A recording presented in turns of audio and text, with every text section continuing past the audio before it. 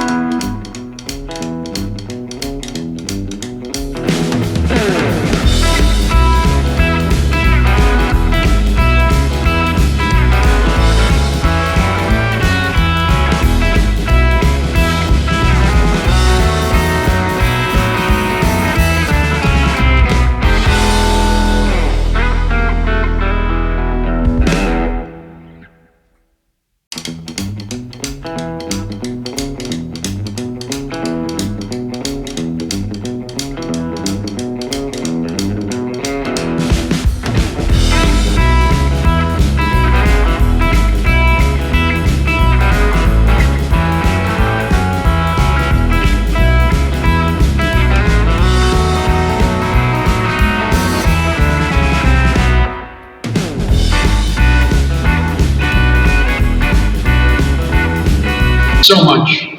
This is such a remarkable recognition here tonight. Thank you.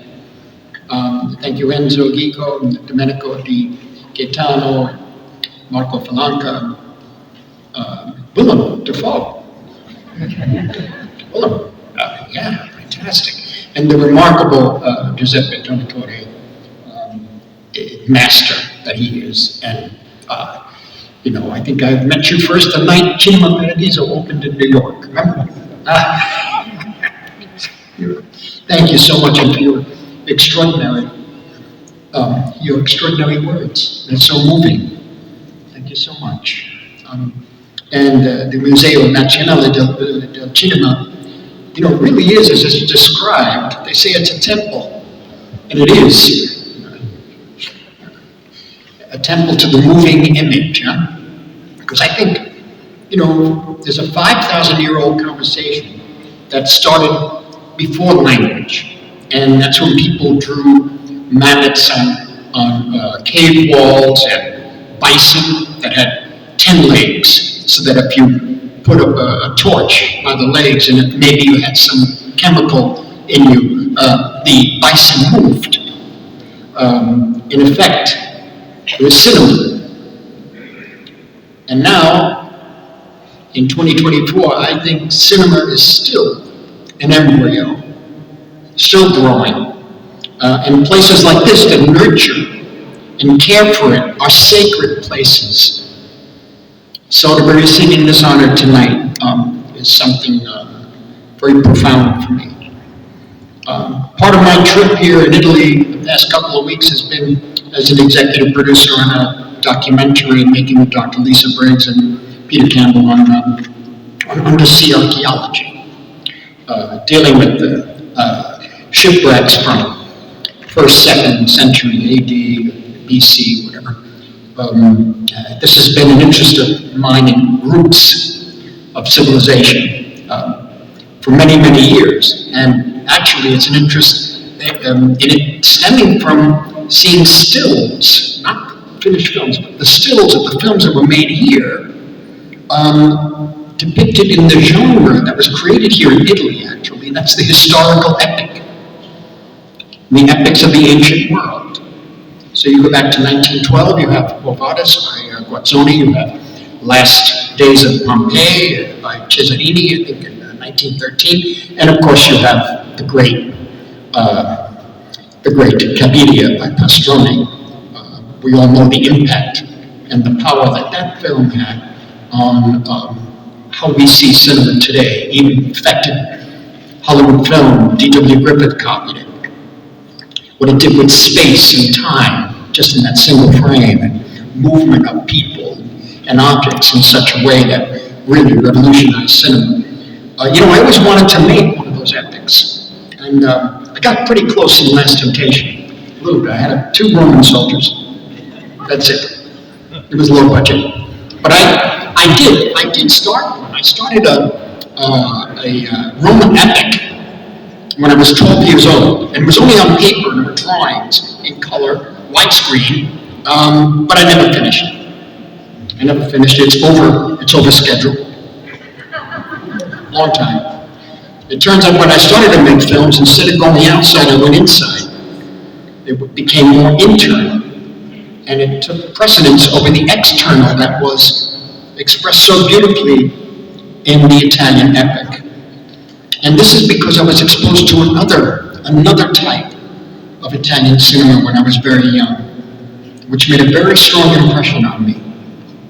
The TV set, little television set in 1948. My grandparents only spoke Sicilian, no English. They gathered around a small black and white TV. They came from Cimina and Polizzi in Sicily. My aunts and uncles. My mother had 9 children. I was one of 9. My father was one of 7 or 8. So we all had aunts and uncles. My brother, my mother, and father, and me huddled around this TV set. And I was 5 years old. And these Italian films were being shown on a Friday night for the Italian-American community in New York, 1948. And, I had been exposed to American cinema, certainly. I was taken to the movies all the time, American and British films. And I loved them. But this was very different. This was another kind of truth coming through that little black and white screen. There was truth in the American cinema, there's no doubt, in British cinema, but it was done in codes. It was codified through color, through use of black and white, through music, through studio work, through actors, genre, But these De Sica and Rossellini films, there was something very different, and there was a shock of revelation that I received, a very powerful truth, and it was expressed through these pictures that moved. What happened was that there didn't seem to be any difference between the people on the screen and the people in the room with me, my family, and how they were reacting with tears and all that emotion. So in a sense, when I saw Paisa and Open City, Città Aperta, and then Shusha, and Bicycle Thief, when we saw these films and I saw them react and talk in Italian, talk in Sicilian, I should say, over all of this, there was no difference between them and us. And in a sense, it became a life experience that went beyond cinema. They gave it a name, they call it neorealism. But I think it's a very loose term. It's really a flowering of Italian cinema that brought this nation face to face with the best of itself after enduring the worst. So, the pictures I made over the years, that became my calling. I wanted to tell stories like them.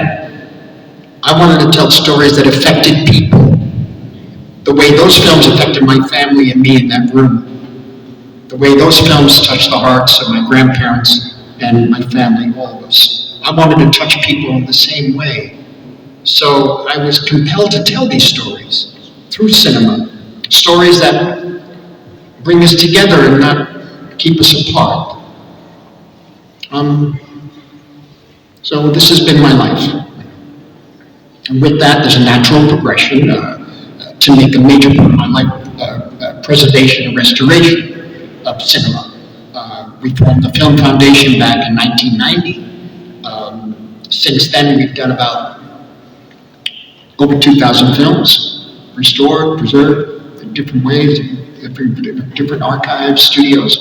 Then we formed the World Cinema Project in 2007 to deal with films from countries that did not have ordinarily have the infrastructure to restore and preserve their films. We've done about 66 of those. Very difficult to do for many different reasons. Countries like Indonesia, Kazakhstan, and Mexico, and India, and Armenia, Iran, South Korea, Senegal, Burkina Faso, Mali, so many. Because I always feel that there is a collective memory, and film creates a collective memory. Now, if we lose that memory, then what? Can we know who we are without a memory? So this recognition tonight is very special because it's conferred on me by an institution which reveres memory and values the past. The Museo Nazionale del Cinema. I can't tell you how much I wanted to make Italian films with the impact I saw on that television screen when I was 5 years old. The films like The Great Italian Masters. Maybe that's what keeps me going. I don't know, maybe one day I'll hit it. But what I make, I make. And what I've done, I've done. And so this is as far as I've gotten. I did get close working with the Italian nature, as you should say, and the quality of the art, and that is working with some Italian artists and craftsmen. But I must point out the closest I got was the extraordinary collaboration I was fortunate to experience with Dante Ferretti and Francesco Loschiello as the production designers on really the most fruitful of the collaborations of filmmaking that I've ever had, from The Age of Innocence, Casino, Kundun, Bringing Out the Dead, Gangs in New York, The Aviator, Shutter Island, Hugo, Silence, 9 films, I think, so maybe more, I hope. I hope for whatever little time we have left, a couple more. And look, to me today, Italian cinema, with Tornatore and so many is now a grand master of Italian cinema. There are many young Italian filmmakers who are out there, and they're really doing great. They're making beautiful work, but the debt I owe to Italian cinema, the gift you've given me is incalculable. I will never stop telling the world about it and sharing the impact of its glory. I thank you. I'm ready. Please. I am a friend of Marius Galambo. Do you remember? Yes. He was my mentor. Yeah.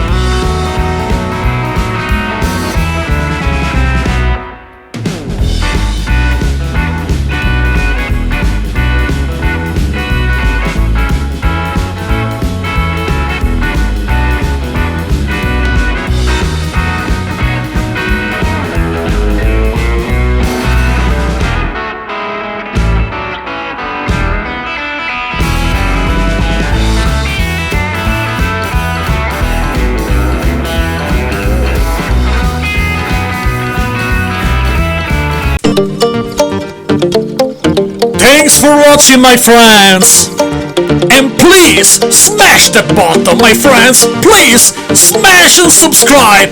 help this channel to go to 100k subscriber, my friends. It's my dream. Please give me your love, guys. But also, guys, like, leave a comment, and share this video with your friends, guys. But also, my friends, consider become a patron to choose the next content of the channel. And also, my friends, become a member to be my guest in my show. That's right. And now you can see this video, or maybe this other video, or maybe another interview, reviews, unboxing, stop motion, tutorial, and more for you guys. So thanks for watching, thank you so much, and subscribe, my friends, and so long everybody, so long my friends.